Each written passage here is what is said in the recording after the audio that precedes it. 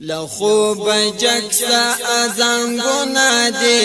بیا بکڑی ارمان دا تور لحد سخت تکلیفونا دی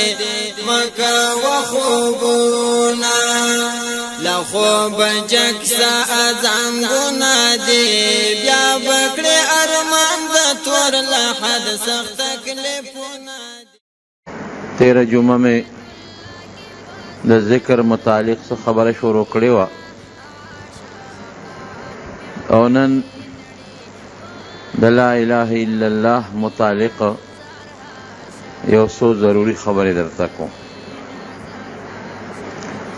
نبی کریم صلی الله علیه وسلم د مکې مکرمه په بازار کې روان دی او دا आवाज کوي یا ایها الناس اے خلقو قولوا لا الہ الا اللہ ټول دوائے کہ اللہ سر پا عبادت کے څوک شریک نشتا. لا الہ الا اللہ د توحید کلمه دا د الله د یووالی اعلان دی. د مکې مشرکانو د بوتانو عبادت کو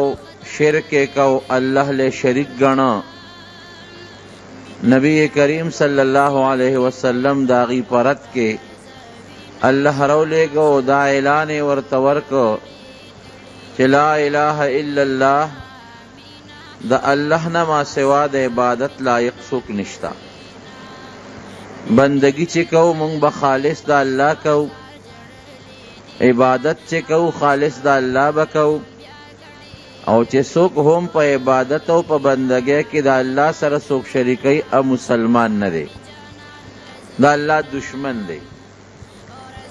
دا اعلان به کو ابو جهل ورپسې په قلار قلار رستو روان دی خور به راغشته او د نبی علیہ السلام مبارک په سر به غردولې او هغه به आवाज کو نبی علیہ السلام بم आवाज کو ابو جهل بم आवाज کو ابو جہل بوے اے خلقا پام کوے گوری دا الکم دا پلار نکد زور دین نا خطا نکی. یا ایوہ الناس اے خلقا لا یغرنکم هذا الرجل عن دینکم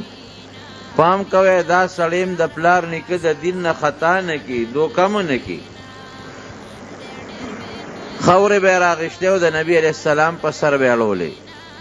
لیکن نبی علیہ السلام مبارک دا ابو جہل اغا خورو تا اغا سپکاوی تا بنظر نکو او دا اعلان بے کو چی ایوہ الناس اے خلق قولوا لا الہ الا اللہ دا کلمہ وائے کامیاب بشے. اس دا کلمہ دا لا الہ الا اللہ دا کامیابے نخدا دا مسلمانے نخدا دا دا عقیدے خبر دا پدے سڑے دا کفر نا ایمان ترازی. کسڑے دا کلمہ نوئی دے کافر دے کدا کلمہ وئی دے مسلمان شو. ورسرہ یو دویم ٹکم دے محمد الرسول اللہ کہ محمد صلی اللہ علیہ وسلم دا اللہ رسول دے دا اللہ برگزیدہ پیغمبر دے او دا دے ټول انسانیت دا ہدایت دا پارا اللہ را لے گلے دے. پدی کلمہ سڑی مسلمان شو. اس سے سڑی مسلمان شو دا کلمے ہوئے دا دے کلمے سر بعض لوازمات تی بعض سیزون لازم و ملزوم دی داغے عمل بکئی او بیا چے اخیری مرگیم پا دے کلمہ شی یا ایوہ الذین آمنو اے دا ایمان خاوندانو تاسو پا دے کلمہ ٹنگ پاتشے لا تموتن رست راضی الا وانتم مسلمون کوششو کہ چی تر مرگ پوری پا دی کلمہ پاتشے نو چی سوک مریو دا کلمہ نصیب شی مخکیم کلمہ ہوئے او دا مرگ پا وقتیم دا کلمہ دا شہادت داغا نصیب شوا چی لا الہ الا اللہ محمد الرسول اللہ نو دا سڑی با نیخ پا نیغ جنت تزی. دا نبی کریم صلی اللہ علیہ وسلم یو صحابی دے نبی علیہ السلام مبارک داغت تپوس تلا د مسلمانۍ طریقه دا ده چې څوک د ځنکدن په وخت کې نو عام مسلمانان دی ورته د دې کلمې تلقین شروع کړي، اورئ دی ورته لا اله الا الله یا اشهد ان لا اله الا الله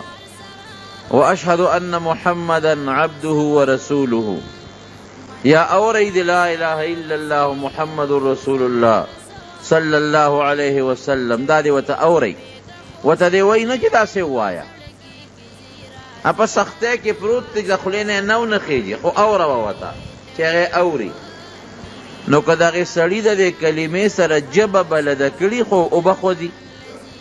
او که دغې سړي د دې کلمې سره په دنیا کې ژبه نه بلده کړې نو بیا به نه وایي، خبره خو د بلدتیا ده، دا ورته اوره وه. نو نبی علیہ السلام مبارک ورته دا کلمه د شهادت اورولو، د هغه په ژبه نه ګرځېدله، بار بار به ورته لګیا او دی به ورته وی، خو د هغه په ژبه نه ګرځېده. رسول الله مبارک ډېر هوښیار و، پوه انسان و. هغه فوراً تپوس وکړه د ده وارثان، مور یې حاضره وه، هغې وله راوغوښته، وی ستا دې بچي څه غلطي ګناه کړې ده هغه راته وښایه، ځکه زه ورته موجود ولاړ یم او زه ورته په خپله دا کلمه د شهادت اورم او د ده ژبه پرې نه لړخي. اوس نبی علیہ السلام چې ولاړي خو رحمتونه نازلېږي، د رحمت فرشتې موجود دي، شیطان خو تختی. نو داسې موقع چې زه په خپله موجود یم او زه ورته دا کلمه اورم او د ده پې ژبه نه خوځي، داسې سنګین جرم کړی دی، نو هر څه چې دي خو راته وایه. مور یې ورته وایي چې صاحب دا خو ډېر ښه سړی دی، منځونه او دسونه او نیکۍ کړي دي، د ګناهونو نه یې ځان هم ساتلی دی، خو یوه ګناه کړې ده، ډېره لوی جرم او غلطي کړې ده. وی هغه څه ده؟ وی زه خفه کړی او ما الله سره دا وعده کړې ده، لوز مې کړی ده چې الله زه نه بخم چې ته ونه بخې. اوس د مور او پلار خو حق شته که مونږ خلک خو مور او پلار ته د ګازر او د ملو په نظر نه ګورو. مور او پلار ته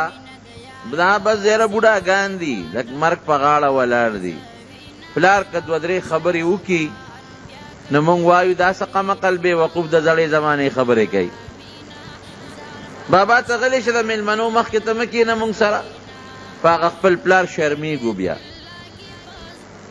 دارنګې مور ته د انسان په نظر په کور کې څوک نه ګوري، بس خو چې ښځه دې کور ته راوسته واده دې وکړه نو مور او خور او پلار ټول الا بلا شو. د ښځې خپل حق دی، ښځې سره به هم ظلم نه کوي. چې دې راوسته کور ته، نبی علیہ السلام فرمایي دا ښځې ستاسو په کور کې تاسو سره قیدیانې دي او د الله په نوم د سره قیدیانې دي، نو خو سلوک ورسره کوئ، ظلم به نه کوئ. خو داسې به هم نه کوئ چې د ښځې د وجې نه بیا مور نوکره شي، مور پودړه شي، مور ته کنزل کېږي، مور ته سپک الفاظ ویلي کېږي، دا هم بیا ګناه ده. د هر چا خپل حق دی، هر چا له خپل حق ورکا. نبی علیہ السلام په خپله فرمایي هر ذي حق ته خپل حق ورکا. د ښځې خپل حق، د مور خپل حق، د پلار خپل حق، د خور خپل حق، د ګاونډي خپل حق، د بچي خپل حق دی. دا حقونه به پوره کوې. نو مور یې وایي چې د الله رسوله سړی ښه سړی دی، نیکي کوي، خو زه یې خفه کړی یم او ما نه دی بخلی، زما په یو حق پورې دی. او الله ته مې هم دا ویلي دي چې یا الله چې ما نه دی بخلی چې ته ونه بخې. رسول الله مبارک ډېر هوښیار و، هغه وی بلکل دغه وجه ده چې تا دې نه دی بخلی، نو زه ورته د شهادت دا کلمه لولم او د ده ژبه پرې نه ګرځي. وی بخه، وی د الله رسوله حکم کې نو ستا حکم خو په هره طریقه چې زه منم،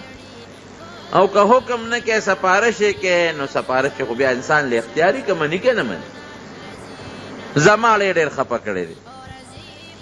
او ډېره زیاته بده رد او سپکې راته ویلي دي، نو بس زه مجبور یم. نبی علیہ السلام مبارک وی یو طریقه اوس دې زړه کې وایي چې یو طریقه اوس جوړوم، که زه ورته ووایم چې زما حکم دی نو بیا خو د مور حق پاتې کېږي، ځکه چې مور زړه ته درد رسېدلی دی، ابه خفه شي. او که داسې ویمه نو داسې خو خفه ده بخي یې نه. صحابو ته حکم وکړه لاړ شئ لږ خشاک راوړئ، دی یو طریقه جوړوله.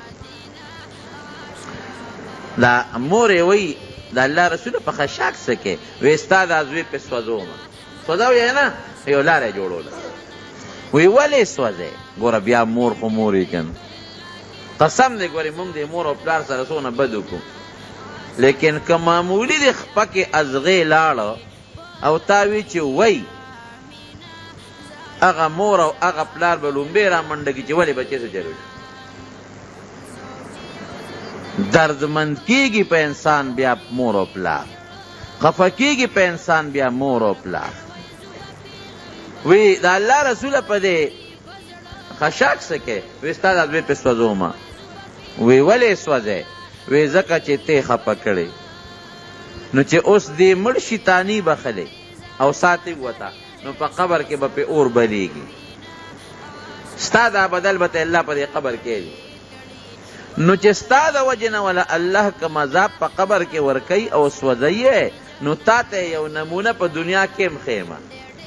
ځکه خو ستا د وجې وله الله عذاب ورکوي چې تا نه دې بخلې نو چې ستا د هغه وجې نه الله که مذاب ورکوي چې یو جلک یو نمونه په دنیا کې ووینې نو لږ ښه به دې پرې زړه یخ شي ولې ته خفه کړې الله به ستا د وجې نه عذاب ورکوي دنیا کې درته لږ عذاب ښیمه